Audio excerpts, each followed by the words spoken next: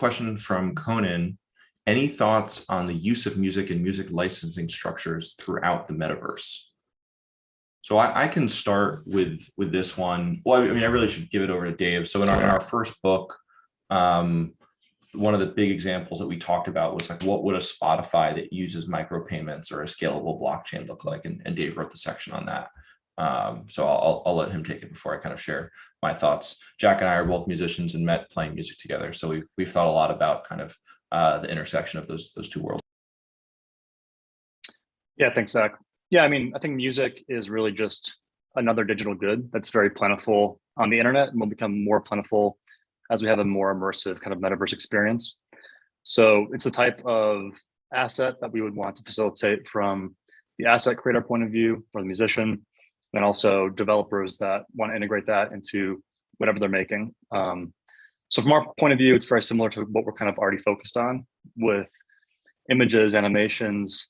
There already is sound and music in our game, and it will be a big part of the gaming vertical. So like we'll integrate that relatively quickly. I think longer term, that's a whole vertical to focus on in its own right.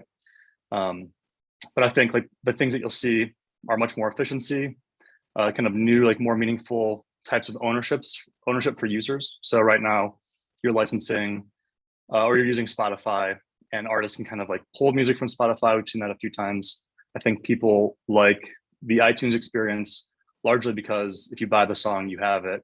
It has other properties like you can listen to it offline, things like that are nice. So I think kind of marrying the ownership of physical music or downloaded music with kind of the user experience, especially the ability to get music very inexpensively for users of Spotify in a way where you can kind of get the best of both worlds will really be the end result for users.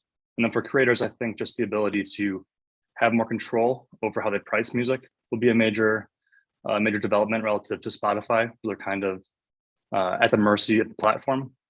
And then being able to service the music through all different platforms. So not just Spotify or iTunes, but kind of there could be a host of curators or websites that take the music, which would be an NFT, and can serve it to end users.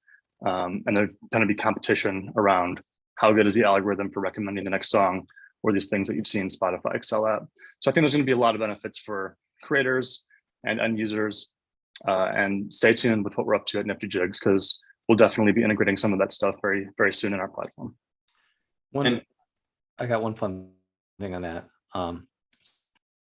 Zach and I went to school with someone who actually just won a Grammy for their arrangement of, so they arranged a song from Kirby, which is a popular, kind of old school video game, for big band. It was a really cool arrangement, a Grammy worthy arrangement.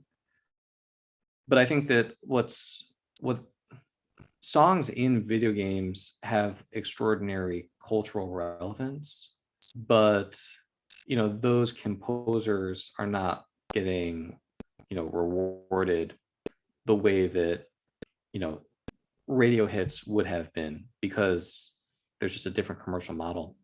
And the same way that I think like TikTok right now is the main hit maker in the music industry, I think the metaverse has a really good shot at being kind of like the hit maker for music, and that a lot of the biggest musicians like in the next 20 years are going to be the people who have the hit songs inside of these metaverse applications.